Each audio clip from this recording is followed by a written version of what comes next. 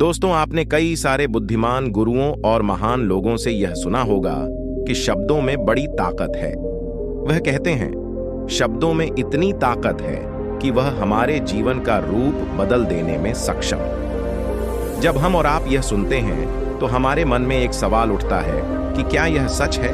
क्या सिर्फ बातों से हम अपने और दूसरों की जीवन में परिवर्तन ला सकते हैं? जबकि हकीकत में तो कहा जाता है कि भगवान भी उसी की मदद करते जो लोग कुछ कर दिखाने में यकीन रखते हैं। तो सिर्फ शब्दों से बदलाव कैसे आएगा? तो अब इस हालत में हम किसकी सुने? हम क्या करें? क्या हम बातों और शब्दों पर ध्यान देना छोड़ दें और सिर्फ कर्मों पर ध्यान दें, या कहीं ना कहीं बातें और शब्दों का भी कुछ महत्व है? अगर आप भी अपने जीवन में कभी ना कभी इस दुविधा में फंसे हैं तो आज की यह वीडियो आपके लिए बनी है। आज हम जानेंगे कि शब्दों का हमारे जीवन में कितना बड़ा किरदार है और क्या वह सच में हमारे जीवन का रंग रूप बदल सकते हैं या नहीं। तो चलिए शब्दों की दुनिया में साहसी यात्रा पर निकले और जाने कैसे शब्दों का जादू हमें अपनी ओर खींचता है और हमें बांधता है, और कैसे केवल शब्दों से हमारा पूरा जीवन एक नया रूप ले सकता है। क्योंकि हमारी बातें एक इंसान को बना भी सकती हैं और बिगाड़ भी सकती है। दोस्तों, लेकिन कहानी शुरू करने से पहले मेरी एक छोटी सी रिक्वेस्ट है, आपसे कृपया इस वीडियो को लाइक कर दे। आपका यह लाइक हमें प्रोत्साहन देता है। तो चलिए आज हम यही बातें एक कहानी के माध्यम से समझते हैं। दोस्तों, एक नगर में एक महान बौद्ध भिक्षु रहा करते थे। वह बहुत ज्ञानी थे और बहुत ही शांत स्वभाव के थे, और उनकी यह बात ही उनकी विशेषता भी थी। एक बार की बात है, बौद्ध भिक्षु नगरवासियों को उपदेश दे रहे थे। बौद्ध भिक्षु कह रहे थे कि शब्दों में जीवन बदलने की शक्ति होती है। अपने शब्दों से जीवन बदलो। हम जो भी शब्द अपने लिए या दूसरों के लिए कहते हैं या जो भी बातें करते हैं उस पर हमें ध्यान देना चाहिए। इतना कहकर बौद्ध भिक्षु ने अपना उपदेश समाप्त किया और वहां से चले गए। एक दिन वह बौद्ध भिक्षु एक मार्ग से होकर गुजर रहे थे। इस मार्ग से एक युवक होकर गुजर रहा था। उसे युवक ने जब उन बौद्ध भिक्षु को देखा तो वह जोर जोर से हंसने लगा। अरे साधु महाराज, आप तो ढोंगी है आपके उपदेशों में। यह कहने से कि शब्दों में बड़ी ताकत है आपकी बात सत्य नहीं हो जाएगी। यह सब सिर्फ बातें हैं। भला ऐसे कैसे हो सकता है कि शब्दों से हमारा जीवन बदल सकता है? उसे युवक की सारी बातें उन भिक्षुओं ने ध्यानपूर्वक सुनी और उसके बाद वह मुस्कुराते हुए उसे युवक से कहते हैं, बेटा नाथ, सही तो यह दुनिया प्रकट हुई है और अच्छे शब्दों के पीछे भी नाथ ही होता है जो पूरा जीवन बदल देता है। वह बौद्ध भिक्षु उसे युवक से कहते हैं, देखो मैं तुम्हें अपने अनुभव से बता रहा हूं, लेकिन फिर भी तुम्हें यकीन ना हो तो तुम इसे खुद आजमा कर देख सकते हो। उन बौद्ध भिक्षु की यह बात सुनकर युवक थोड़ा सा गंभीर हो गया। उसने काफी देर सोच विचार किया और उसके बाद उन बौद्ध भिक्षु से कहता है गुरुवर, अगर ऐसी बात है तो आप मेरे साथ चलिए। मेरा छोटा भाई है जिसकी उम्र करीब 25 वर्ष है और उसे न जाने क्या हुआ है। वह करीब 3 वर्षों से कुछ भी नहीं करता, बस लेटा रहता है। दिन भर वह कुछ ना कुछ सोचता रहता है। उसकी यह हालत देखकर हम सब बहुत परेशान हैं। माता पिता भी बहुत चिंतित रहते हैं। हम सब ने कई तरीके अपनाए, कई योजनाएं अपनाए, लेकिन कुछ भी काम नहीं आया। हमने कई बार उससे बात करने तक की कोशिश की, लेकिन वह हमसे कुछ भी नहीं कहता। परिवार का हर एक सदस्य पूरी तरह से थक चुका है, हार चुका है। आखिर वह क्या करना चाहता है, किसी को कुछ नहीं पता। तो हमारे शब्दों से उसका जीवन क्यों नहीं बदला?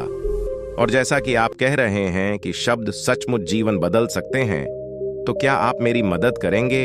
इस पर बौद्ध भिक्षु मुस्कुराते हुए उसे युवक के साथ चल पड़ते हैं। वह युवक उन बौद्ध भिक्षु को एक खेत में ले जाता है और अपने भाई की तरफ इशारा करके कहता है, गुरुवर, यही मेरा भाई है जो पूरे गांव में आलस और मक्कारी के लिए मशहूर है। आप कहते हैं कि शब्दों में वह शक्ति है जो हमारा जीवन बदल सकते हैं, तो क्या आपके शब्द इसका जीवन बदल सकते हैं? अगर यह सत्य है तो आप इसका जीवन बदल कर दिखाएं। उन बौद्ध भिक्षुओं ने उसे युवक के भाई को ध्यानपूर्वक देखा। एक पेड़ की छांव में आराम से सो रहा था। जब बौद्ध भिक्षु उसे युवक के भाई के पास पहुंचे और आराम से उसके सर पर हाथ फिराते हुए कहते, बहुत देर हो चुकी है, ये सोने का समय नहीं, ये तो जागने का समय है। उन बौद्ध भिक्षुओं की आवाज सुनकर वह लड़का थोड़ा सा अचरज में पड़ गया। आखिर कौन है जो मुझे इतने प्यार से जाग रहा है, वरना सभी गांव वाले तो मुझे आलसी और मक्कार ही कहते हैं। आखिर कौन है जो मुझे इतना अपनापन दिख रहा है। उसने आंखें खोली और आंखें मलते हुए उसने पूछा, हे गुरुवर, आप कौन हैं और यहां क्यों आए हैं?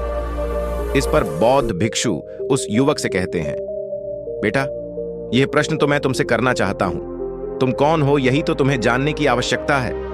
उन बौद्ध भिक्षुओं की बात सुनकर वह लड़का जोर से हंस पड़ता है और कहता है, हे गुरुवर, यदि आपको मेरे बारे में जानना है तो जाइए और गांव के किसी भी सदस्य से पूछ लीजिए। आपको पता चल जाएगा कि मैं कौन। आपसे हर कोई यही कहेगा कि वह तो आलसी है, मक्कार है, तरह तरह के ताने सुनाएंगे, तरह तरह की बातें कहेंगे। इससे आपको यह जरूर यकीन हो जाएगा और आपको यह पता भी चल जाएगा कि मैं कौन हूं। तभी बौद्ध भिक्षु मुस्कुराते हुए उसे लड़के से कहते हैं, सबसे पहले मेरी यह बात सुन लो मेहनती, इंसान के खुद के शब्द उसे अंदर तक चोट पहुंचाते हैं। इसलिए कभी भी अपने आप को कोसो मत, अपने शब्दों को सुधारो। और मेरी यह दूसरी बात भी सुन लो, मैंने उन गांव वालों से नहीं पूछा कि तुम कौन हो, मैं तुमसे पूछ रहा हूं कि तुम कौन हो। लेकिन तुमने तो अपनी आदतें मुझे बताएं। आलस तुम्हारी पहचान नहीं, तुम्हारी आदत हो सकती है और इंसान नहीं, उनकी आदतें खराब होती है। इसलिए बेटा, तुम आलसी और मक्कार नहीं हो, यह तो तुम्हारी आदत है। बस इतनी सी बात है जो गांव वाले नहीं समझ सकते। ये सारी बातें सुनकर वह लड़का थोड़ा सा आश्चर्यचकित रह गया, क्योंकि गांव वाले हमेशा उसे मक्कार, आलसी और तरह तरह के ताने ही सुनाया करते थे। उन बौद्ध भिक्षुओं की यह बात सुनकर उस लड़के की आंखों में आंसू आ गए। वह तुरंत ही दोनों हाथ जोड़कर उन बौद्ध भिक्षु के चरणों में गिर पड़ा और उनसे कहने लगा, आप सत्य कहते हैं, यह मेरी आदत है और मैं इस आदत से बहुत परेशान हूं और इन आदतों से छुटकारा पाने के लिए लाख कोशिश कि इन आदतों से बाहर आना बहुत कठिन है। मैंने कई बार आलस छोड़ने का प्रयास तक किया, पूरी कोशिश भी की, लेकिन कोई लाभ नहीं हुआ। मैं जब भी कोई कार्य करने की कोशिश करता हूं तो पता नहीं क्यों मेरा मन कहीं और भागने लगता है। मेरा दिमाग किसी और दिशा में काम करने लगता है और मैं उस काम पर ध्यान ही नहीं दे पाता। मैं क्या करूं, कैसे करूं, मुझे कुछ भी समझ नहीं आता। जब भी मैं किताबें पढ़ने की कोशिश करता हूं तो मुझे नींद आने लगती है। मन में एक अजीब सा दर्द महसूस होता है। ऐसा लगता है कि मेरा जीवन यूं ही व्यर्थ जा रहा है। और जब मैं इस दर्द को बर्दाश्त नहीं कर पाता तो मैं सो जाता हूं, ताकि जब मैं उठूं तो मुझे दर्द न महसूस हो। और अब तो मुझे यह भी यकीन हो चुका है कि मैं इन आदतों से नहीं निकल सकता। यह आदतें मुझे नहीं छोड़ने वाली। इस पर बौद्ध भिक्षु उस लड़के से कहते हैं, बेटा, यदि तुम्हें आलस की आदत को छोड़ना चाहते हो तो मैं तुम्हें एक सही उपाय बता सकता हूं, लेकिन उसके लिए तुम्हें कल सुबह मुझे मिलना होगा। तभी वह तरीका मैं तुम्हें बताऊंगा। यदि तुम उस तरीके को सीखना चाहते हो तो कल सुबह मेरे पास चले आना। इतना कहकर बौद्ध भिक्षु वहां से चले गए। लेकिन उन बौद्ध भिक्षु की सारी बातें उस लड़के के कानों में गूंज रही थीं। वह यह समझ नहीं पा रहा था कि आखिर वह बौद्ध भिक्षु उसे कौन सा मार्ग दिखाने वाले हैं। वह ऐसा कौन सा उपाय बता देंगे जिससे उसके जीवन से हमेशा हमेशा के लिए खत्म हो जाएगा। देखते ही देखते रात हो गई। वह रात भर बौद्ध भिक्षु के बारे में सोचता रहता है। गुरुवर, जैसा कि आपने कहा था, लीजिए, मैं आ गया। अब मुझे वह मार्ग बता दीजिए जिससे मैं अपने जीवन से इस आलस को निकाल सकता हूं। तभी बौद्ध भिक्षु उसे लड़के से कहते हैं, बेटा, जब भी तुम्हारा मन दुविधा में हो, तुम निर्णय न ले पा रहे हो और तुम्हारे मन में तरह तरह के प्रश्न उठ रहे हो कि मैं क्या करूं, कैसे करूं, इस कार्य को पूर्ण कैसे करें, यह सब कैसे होगा, तब तुम वास्तविकता में अपने अतीत से सोच रहे हो कि पिछली बार तुम्हारे ऐसा करने पर क्या हुआ या अतीत में तुमसे लोगों ने क्या कहा था। तो आज से कभी भी अपने अतीत से नहीं बल्कि भविष्य से सोचो। इस पर लड़का कहता है, मान लो कि तुम्हें आज किसी भी चीज की कमी नहीं है, तुम्हारे पास वह हर चीज है। वह लड़का कुछ देर के लिए सोच में पड़ गया, क्योंकि आज तक उसने सभी गांव वालों के केवल ताने ही सुने थे। किसी ने भी आज तक उसके जीवन के बारे में उससे ऐसी बात नहीं की थी और वह गुरुवर उसे आने वाले भविष्य के बारे में उससे बातें कर रहे थे। उन बौद्ध भिक्षु की यह बात सुनकर वह लड़का खुद से प्रश्न करने लग गया, कि अगर मेरे पास सब कुछ होगा, धन की कोई कमी नहीं होगी और सारी सुख सुविधा होगी, तो मैं अपना जीवन कैसे व्यतीत करूंगा। कुछ देर सोच विचार करने के बाद बौद्ध भिक्षु से कहता है, गुरुवर, मैं यह दुनिया घूमना चाहूंगा, समुद्र की रेत पर चलना चाहूंगा और मैं एक बहुत बड़ा व्यापारी बनना चाहूंगा। तभी अचानक उस लड़के का ध्यान टूट गया और वह बौद्ध भिक्षु से कहता है, परंतु हे गुरुवर, यह सब कैसे संभव होगा? केवल मेरी मात्र सोच लेने से तो यह सब पूरा नहीं होने वाला है। उसकी आंखों के सामने से गुजरने लगी और वह एक बार फिर से निराश होने लगा। और अब वह यह सोचने लगा कि मेरे पास तो पैसे ही नहीं है, तो मैं भला व्यापार कैसे कर सकता हूं? नहीं, मेरे पास व्यापार का कोई अनुभव है। ऐसी स्थिति में उस लड़के के इस प्रश्न का जवाब देते हुए वह बौद्ध भिक्षु उस लड़के से कहते हैं, हर रात में सोने से पहले तुम हर दिन अपना लक्ष्य एक कागज पर लिखो और सुबह उठकर सबसे पहले उस लक्ष्य को देखो और सोचो कि उसे लक्ष्य को पाने के लिए तुम आज क्या कर सकते हो। और जो भी तुमने उस कागज पर लिखा होगा, उस कार्य को उसी दिन पूरा करने की हर मुमकिन कोशिश करो। इस पर वह लड़का कहता है, ठीक है, आप सच कह रहे हैं, लेकिन जब मैं बहुत सोचने लगता हूं तो मेरा मन बेचैन होने लगता है और मन में तरह तरह के विचार उठने लगते हैं और इन विचारों को शांत करने के लिए मैं सो जाता हूं ताकि वह विचार मुझे परेशान न कर पाए। उस लड़के की इस समस्या का समाधान करते हुए वह बौद्ध भिक्षु उस लड़के से कहते हैं, बेटा, अंतर्मन की चाल को पकड़ो और शब्दों की मदद से नया भविष्य बनाओ। तभी लड़का कहता है गुरुवर, आप क्या कहना चाहते हैं? मैं आपकी बात समझ नहीं पा रहा हूं। इस पर बौद्ध भिक्षु मुस्कुराते हुए कहते हैं, बेटा, कैसे होगा? ये जो सवाल है, ये सवाल नहीं बल्कि एक डर है जो तुम्हारे अंतर्मन में बैठा हुआ है, जो तुम्हें अगला कदम लेने से रोक रहा है, तुम्हें कदम आगे बढ़ने से रोक रहा है। यदि तुम वास्तविकता देखो तो किसी को भी नहीं पता होता कि वह कार्य कैसे होगा, लेकिन एक इंसान जब दृढ़ निश्चय कर लेता है तो वह अपने उद्देश्य को सामने रखकर लगातार प्रयास करता रहता है और वह अपनी सफलता प्राप्त कर ही लेता है। कि हे गुरुवर, अगर ऐसी बात है तो मन में बार बार चिंता क्यों होती है? मन बार बार बेचैन क्यों होता है? इस पर बौद्ध भिक्षु कहते हैं, बेटा, क्योंकि तुम्हें डर है कि तुम कमजोर हो। तुम्हारे अंतर्मन में बैठा है कि तुम में कुछ कमी है, तुम किसी काम के नहीं हो और यही कारण है कि तुम कोशिश करने से डरते हो, क्योंकि तुम्हारा अंतर्मन हमेशा तुम्हें रोकना चाहता है।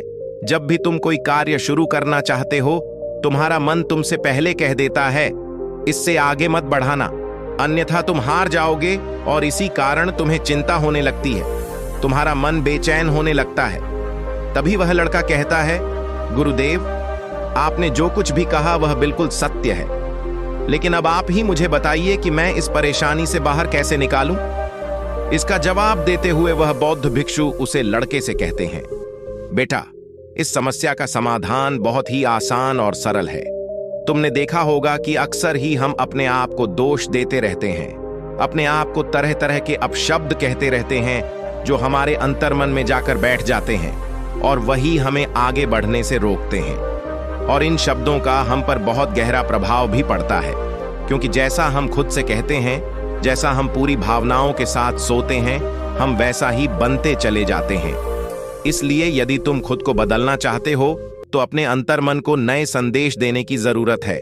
जैसे कि मेरे शरीर का हर एक कान, हर एक हिस्सा, हर एक विचार शांति और ऊर्जा से भरा हुआ है। मैं दृढ़ संकल्प और आत्मविश्वास के साथ हर दिन के लक्ष्य को पूरा करता हूँ। मैं अपने कमजोरी को अभ्यास में बदलता, चिंता को ध्यान में बदलता हूँ। मैं उत्साह और ऊर्जा से भरा हुआ लगातार अपने लक्ष्य पर काम करता है। ऐसे शब्द जब तुम खुद से कहोगे तो तुम शक्तिशाली महसूस करने लगोगे और तुम्हारी सारी चिंताएं खत्म होने लगेंगी, क्योंकि यही शब्दों की ताकत है। वह तुम वही बना देंगे जो तुम खुद से कहोगे। तुम जितनी भावुक के साथ उतनी ही भावनाओं से यह शब्द तुम पर असर करना शुरू कर देंगे। धीरे धीरे यह शब्द तुम्हारे मन और व्यक्तित्व की सोच का हिस्सा बन जाएगा। लेकिन मेरी एक बात याद रखना कि तुम्हारा अंतर्मन इतनी आसानी से हार नहीं मानने वाला।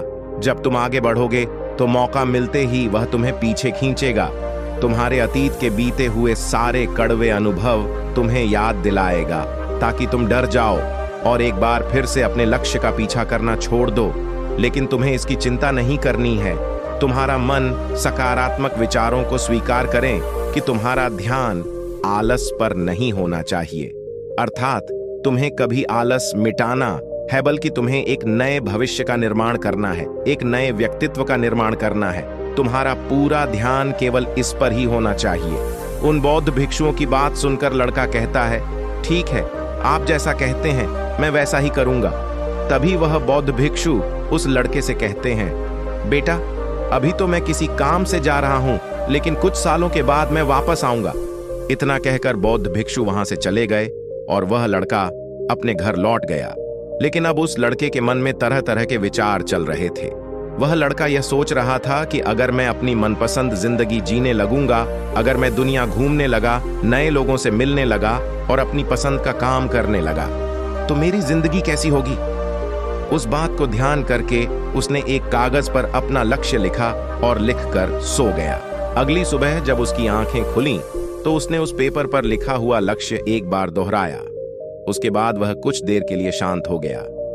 तभी उसे उन बौद्ध भिक्षु की बात याद आई कि तुम अपने लक्ष्य के लिए आज क्या कर सकते हो। उसने खुद से सवाल किया कि मैं आज अपने इस लक्ष्य को प्राप्त करने के लिए क्या कर सकता हूं।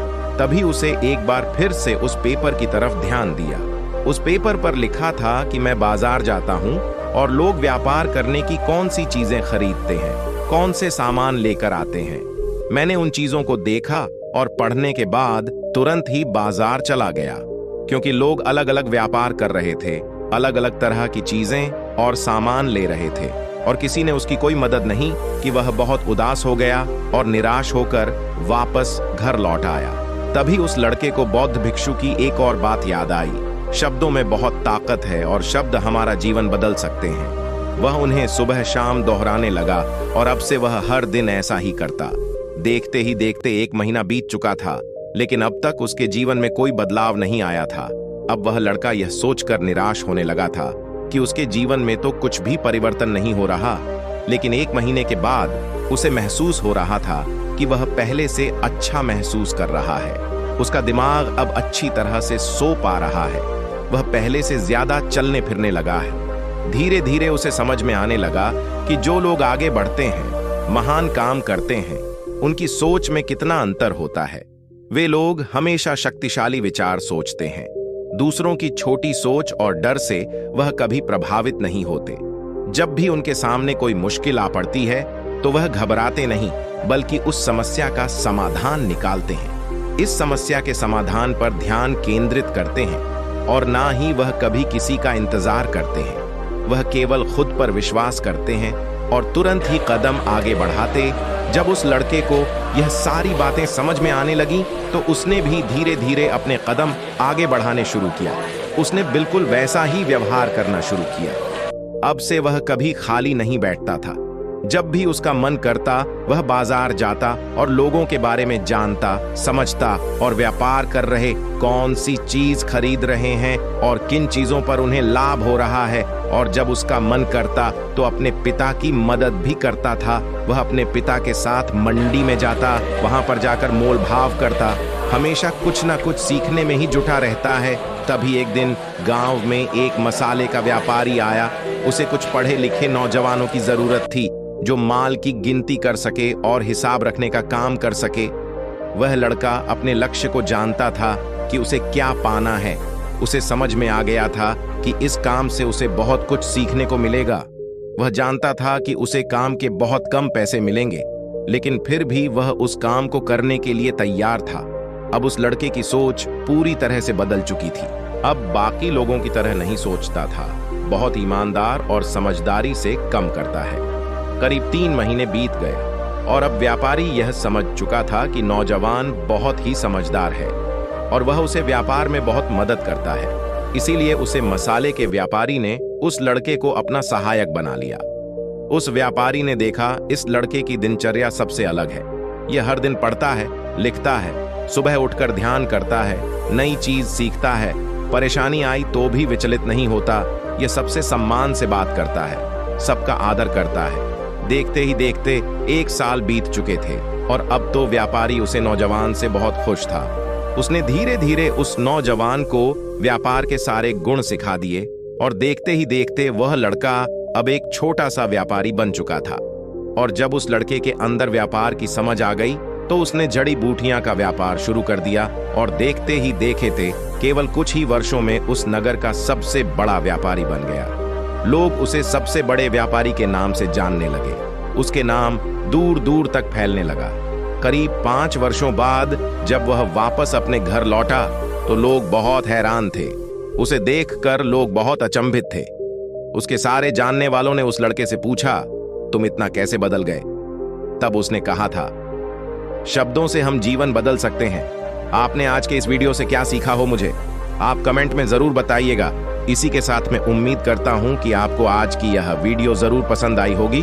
तो इस वीडियो को लाइक करें और अपने दोस्तों के साथ शेयर भी जरूर कीजिएगा और हमें ऐसे ही सपोर्ट करने के लिए चैनल को सब्सक्राइब जरूर करें।